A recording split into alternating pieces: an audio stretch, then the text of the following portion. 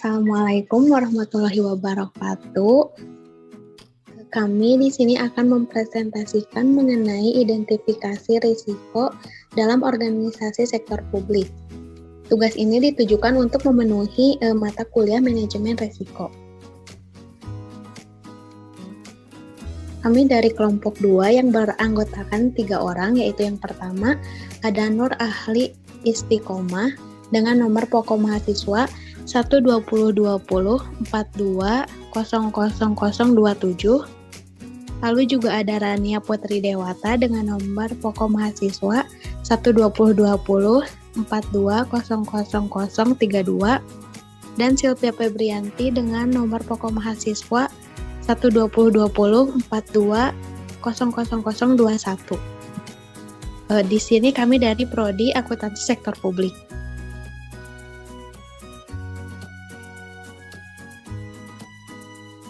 Pada kesempatan kali ini kami akan membahas beberapa hal terkait manajemen risiko. Adalah yang pertama, identifikasi risiko, lalu yang kedua adalah tujuan identifikasi risiko, dan yang ketiga adalah identifikasi risiko di organisasi sektor publik pilihan, yaitu BPJS Kesehatan.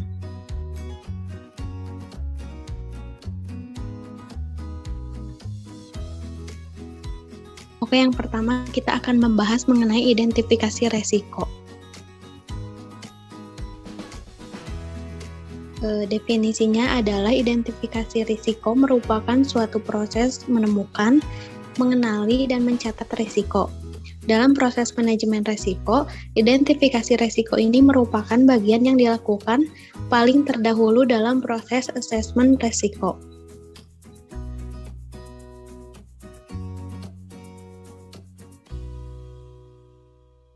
Selanjutnya adalah tujuan identifikasi risiko.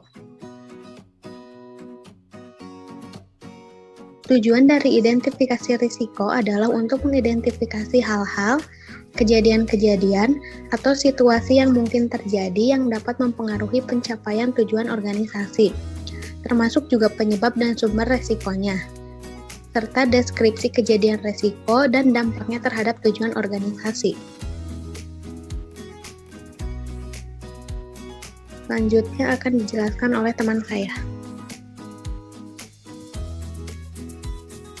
Baik, selanjutnya identifikasi risiko pada BPJS Kesehatan.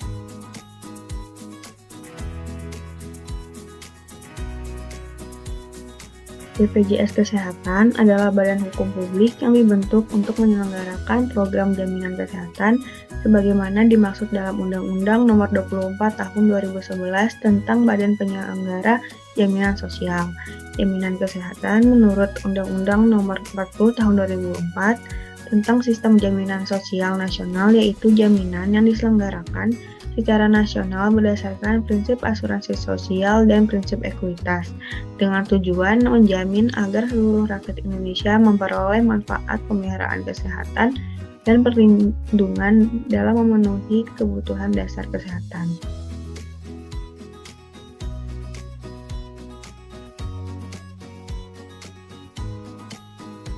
Selanjutnya yaitu jenis-jenis risiko dan contohnya pada BPJS Kesehatan.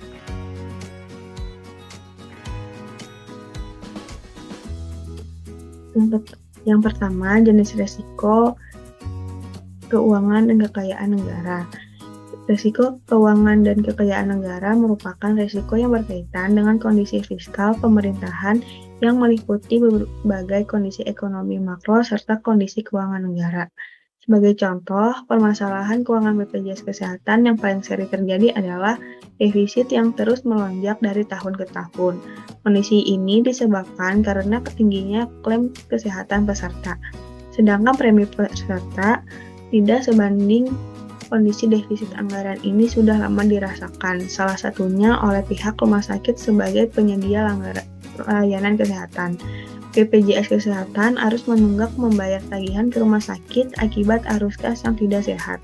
Sementara layanan kesehatan harus terus diberikan oleh rumah sakit, sehingga pemerintah pun terpaksa harus memberikan suntikan dana untuk memastikan program jaminan kesehatan atau JKN berjalan terus. Untuk mengelola risiko keuangan yang dihadapi BPJS Kesehatan berupa risiko likuiditas dan risiko investasi, diperlukan sumber daya manusia, terutama manajer investasi dan keuangan yang handal dan berkomitmen tinggi.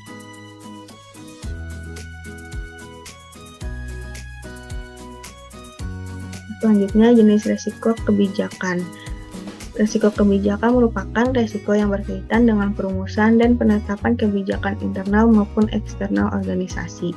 Sebagai contoh, risiko kebijakan ini misalnya munculnya karena penerapan good corporate governance yang kurang baik, sehingga menyebabkan pengelolaan organisasi berjalan dengan buruk dan dapat menyebabkan kerugian.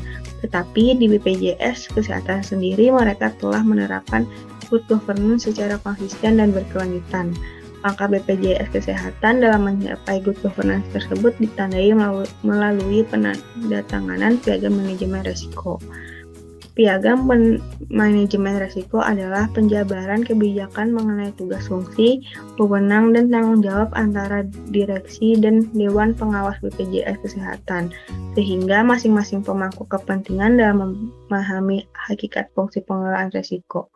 Melalui piagam manajemen risiko ini, para pemangku kepentingan juga dapat mengukur dan menilai keberhasilan manajemen risiko BPJS Kesehatan dalam mengidentifikasi dan memprioritaskan risiko organisasi, serta tindakan yang dilakukan dalam mengelola risiko tersebut.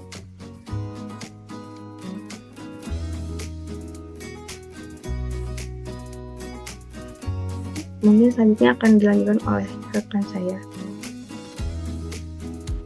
Jenis risiko yang ketiga merupakan risiko reputasi. Risiko reputasi adalah risiko yang berkaitan dengan persepsi dan tingkat kepercayaan para pemangku kepentingan eksternal terhadap organisasi.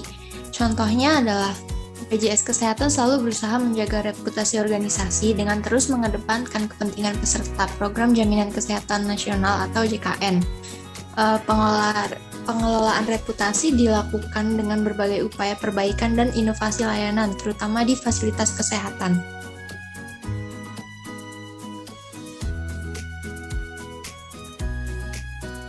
Kemudian ada risiko fraud, yaitu risiko yang berkaitan dengan perbuatan yang mengandung unsur kecurangan, keuntungan untuk pihak tertentu secara tidak sah. Contohnya adalah risiko fraud muncul akibat kemungkinan terjadinya praktik korupsi, kolusi, dan nepotisme dapat dilakukan oleh para karyawan, pejabat, dan mitra BPJS Kesehatan yang dapat merugikan BPJS Kesehatan.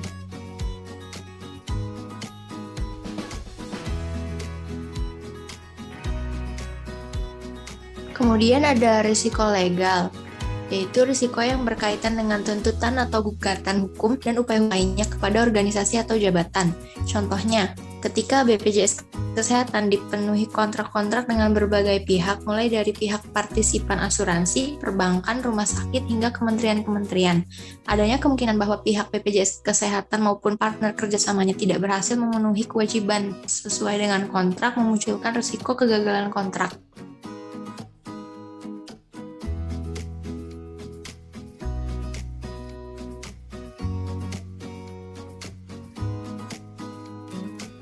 Yang keenam ada risiko kepatuhan, yaitu risiko yang berkaitan dengan ketidakpatuhan internal maupun eksternal organisasi terhadap peraturan yang berlaku. Contohnya, biasanya terjadi dalam sektor internal, misalnya pegawai yang datang terlambat ke kantor ataupun yang alasan pribadi saat pekerjaannya belum tuntas. Hal ini sudah menjadi stigma di masyarakat bahwa pegawai negeri biasanya bekerja sangat santai.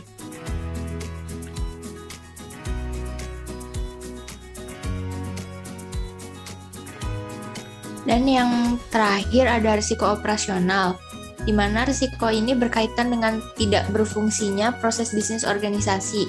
Contohnya, ketika konsumen atau peserta BPJS tidak membayar iuran atau premi kepada BPJS, sehingga BPJS tidak bisa digunakan ketika peserta sedang sakit atau membutuhkan layanan kesehatan.